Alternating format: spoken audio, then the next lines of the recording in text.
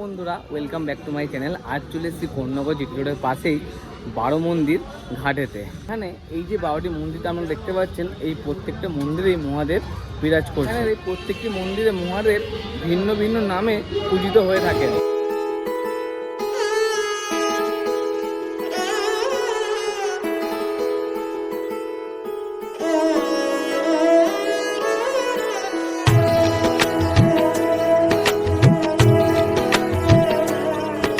মন্দিরটি 200 বছরের পুরানো মন্দির, আর এই মন্দিরটি স্থাপিত হয়েছিল 1821 সালে। কালীন জমিদার ধর্মপান হরসুন্দর দত্ত দ্বারা এই মন্দিরটি 1821 সালে স্থাপিত হয়েছিল। এই মন্দির গঙ্গার পশ্চিমকূলে অবস্থিত। কথায় আছে গঙ্গার পশ্চিমকূলে অবস্থিত বারাণসীর সমতুল্য।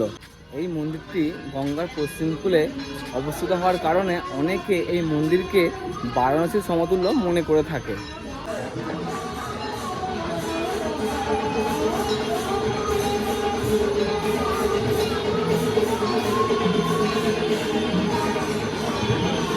মন্দিরটি পশ্চিম দিকে অবস্থিত হওয়ায় আপনারা চাইলে পূর্ব দিকে মুখ করে মহাদেব ও গঙ্গার পুজো একসাথে করতে পারেন। মহাদেবের ভক্তদের জন্য এটি একটি বিশেষ জায়গা। চলুন এবার আপনাদেরকে এই 12টি মন্দির ঘুরিয়ে দেখিয়ে দিই।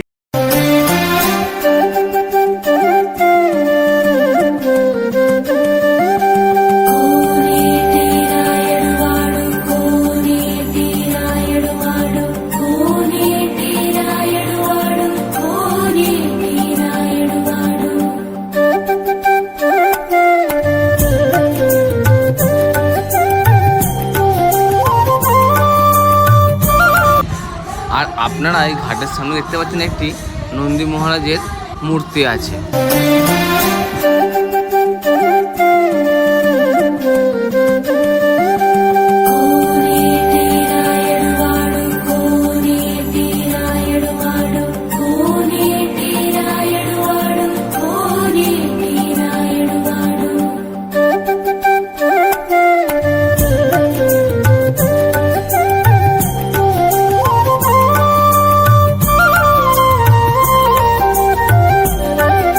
আর এখানে দেখুন মহাদেব সোমেশ্বর নামে বিরাজমান। আর এবার দেখুন মহাদেবের পিছনে একটি পার্বতীর বিগ্রহ রয়েছে। তো মন্দিরে ঢুকেই তো আপনারা দেখতে পাবেন ডান দিকে ছিল একটি জগন্নাথ দেবের মূর্তি।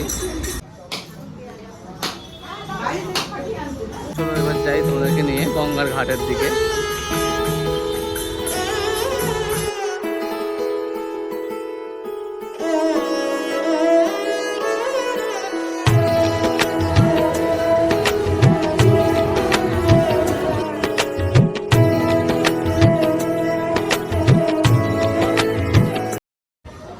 এই ঘাটের এটি হলো একটি বিশেষ দিক।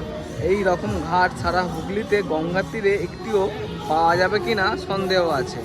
আপনারা যদি বিকালে কিছুটা ভালো সময় কাটাতে চান তাহলে চলে আসুন, আপনাদের বন্ধুবান্ধব ও প্রিয়জনদের নিয়ে চলে আসুন এই ঘাট। আপনারা যদি এই 12 মন্দির ঘাটে ঘুরতে আসতে চান আপনারা কিভাবে আসবেন? আপনাদেরকে আসতে হবে তারকেশ্বর হাওড়া লোকাল বা বর্ধমান হাওড়া লোকাল। তো আপনারা যে কোনো ট্রেনে আসতে পারেন। এসে আপনাদেরকে নামতে হবে কোন্নগরে নেমে টোটোর বিনিময়ে আপনাদের পৌঁছে দেবে, 10 টাকা নেবে, আপনাদের পৌঁছে দেবে এই 12 মন্দির ঘাটে। আজকের মতো টাটা, দেখা হচ্ছে নতুন কোনো জায়গায় নতুন কোনো ভিডিওতে। ভালো থাকবেন।